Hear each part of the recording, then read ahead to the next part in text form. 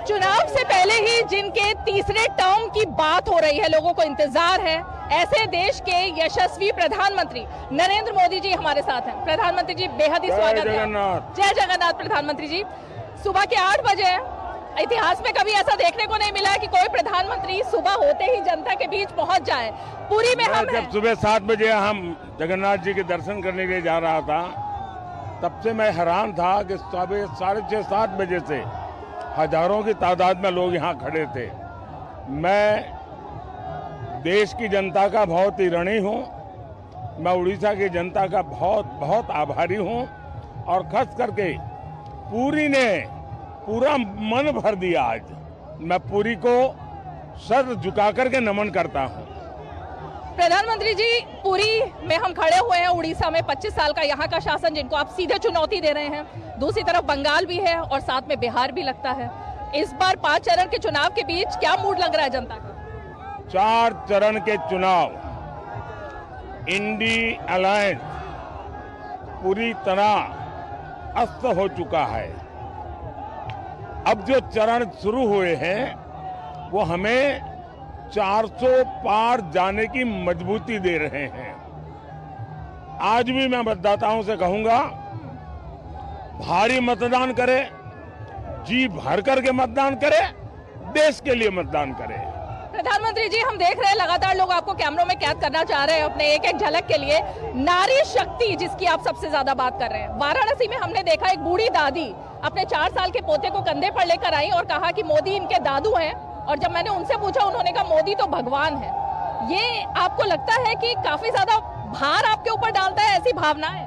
जब मुझे इस प्रकार की घटनाओं का पता चलता है या मैं भी जब कभी रास्ते में चलता हूं तो ये अनुभव करता हूं, जैसे बच्ची देखिए हाथ जोड़ करके बैठी खड़ी है।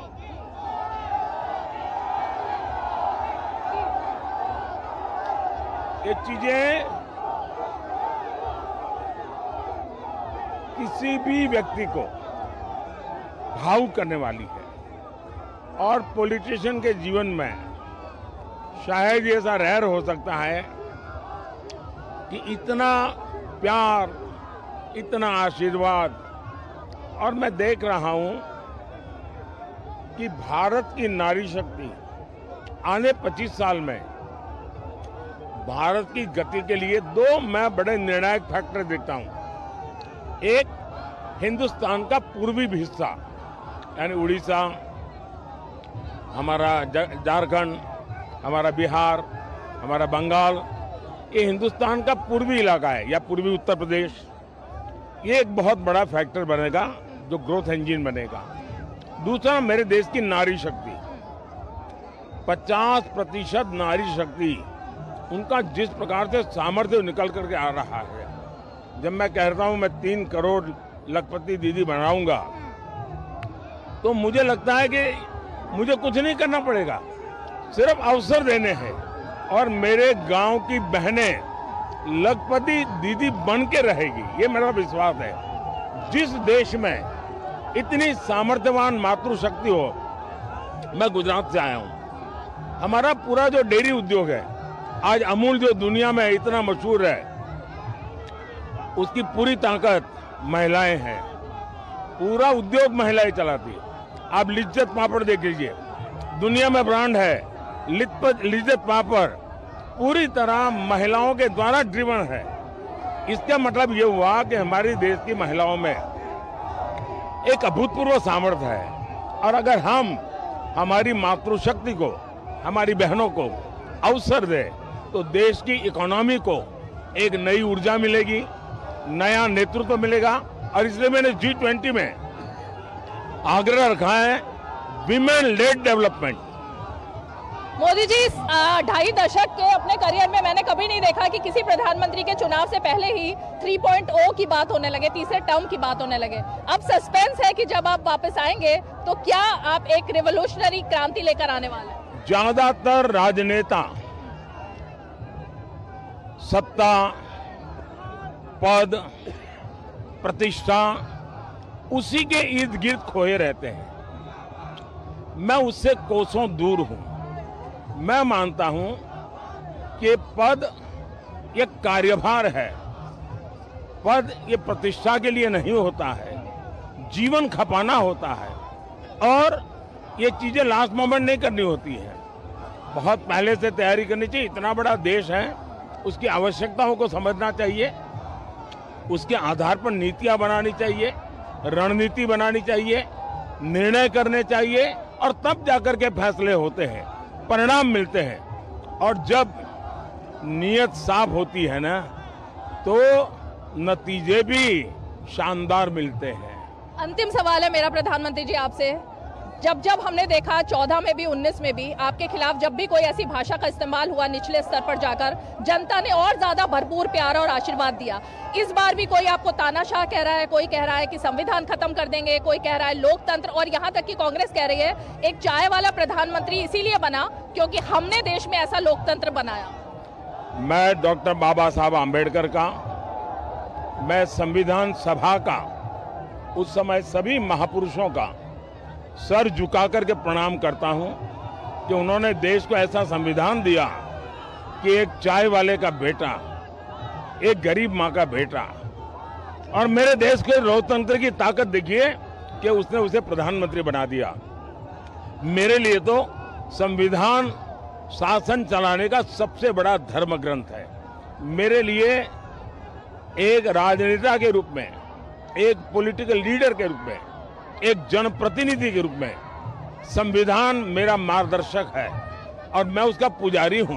और ये पूजा मैं आज से नहीं कर रहा हूं। जब संविधान के 60 साल हुए थे तो मैं पहला व्यक्ति था देश में जिसने हाथी पर संविधान रखा और संविधान की यात्रा निकाली, और मोदी सीएम था, पैदल चल रहा था। संविधान को अगर किसी ने बर्बाद किया है, इस परिवार ने किया है, खुद के उपयोग के लिए किया है।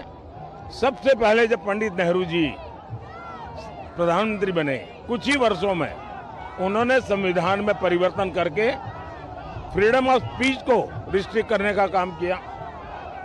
उसके बाद उनकी बेटी ने,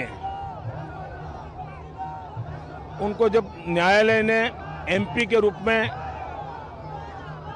घोषित कर दिया कि आप योग्यता नहीं रखती हो, तो उन्होंने संविधान बदल दिया। देश की जनता ने मांग की कि आपको छोड़ देना चाहिए, तो उन्होंने इमरजेंसी लगा करके संविधान के लीरे उड़ा दिए और वो बैठी रही। उसके बाद उनके बेटे आए, उन्होंने शाहबानू का सुप्रीम कोर्ट का जजमेंट, उसको संविधान में इधर उधर कर करके उलट दिया, लाखों माताओं बहनों के अधिकार को छीन लिया। उसके बाद उन्होंने मीडिया को कंट्रोल करने के लिए एक बिल ले आए। उसके बाद उनके साहबजादे, जिनके पास कोई सत्ता नहीं, एमपी के सिवा कुछ है नहीं, उन्होंने संविधान के द्वारा बनी हुई कैबिनेट, उस कैबिनेट के निर्णय को प्रेस कॉन्फ्रेंस बुला करके लीरे उड़ा दिए और कैबिनेट को अपना निर्णय रिवर्स करना पड़ा। संविधान का इससे बड़ा अपमान शायद हिंदुस्तान में किसी ने नहीं किया होगा, जिसमें इन परिवार के चारों पीढ़ी ने किया है। और इसलिए दूसरा, ये कांग्रेस पार्टी के संविधान को भी नहीं मानते। सीताराम केसरी को बाथरूम में बंद कर दिया था कांग्रेस पार्टी के अध्यक्ष थे, उठा करके फुटपाथ पर रात को फेंक दिया था और पूरी पार्टी को कब्जा कर लिया था। और इसलिए मैं समझता हूं कि कांग्रेस के मुंह में संविधान शब्द शोभा नहीं देता है। अंत में प्रधानमंत्री जी, आप अभी भगवान महाप्रभु जगन्नाथ जी के दर्शन करके आए हैं, आशीर्वाद आपने उनका लिया है।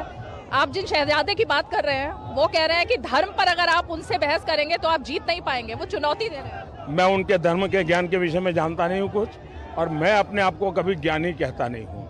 मुझे तो धर्म से बहुत कुछ सीखना है। एक अगाध समुंदर है, शायद मैं 7 जन्म उसमें डुबकी लगाता रहूं तो भी मैं पूरा ज्ञान प्राप्त नहीं करूंगा। ये उसका सामर्थ्य, उसका विस्तार, उसकी विरासत इतनी बड़ी है कि मैं नहीं कह सकता हूं कि वे इतना जानते होंगे कि नहीं जानते होंगे। मुझे उनका, मेरा व्यक्तिगत कभी चर्चा हुई नहीं है और मीडिया में भी कभी धर्म पर उनका साक्षात्कार मैंने सुना नहीं है, तो मैं ये तो नहीं कह सकता हूं। मैं मानता हूं, मैं एक विद्यार्थी हूं, मुझे बहुत कुछ सीखना है।